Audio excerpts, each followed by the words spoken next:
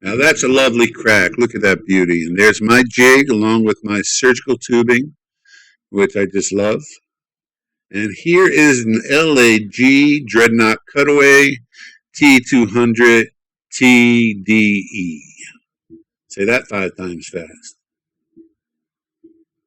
Okay, so there's that lovely crack, and I'll tell you why. That's perfect. No splinters, no nothing. The laminate on the front, big crack.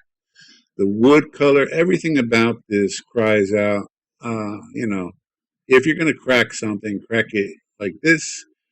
And it makes life much, much easier for everybody. Look at that glue just going there so nicely.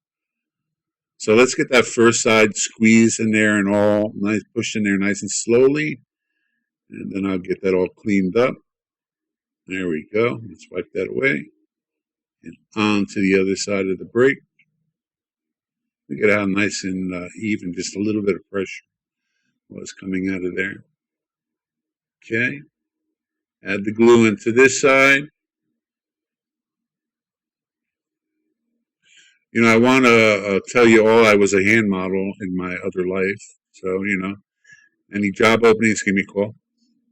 Okay, there we go. And there's the glue for that side. Let's get it all wiped off.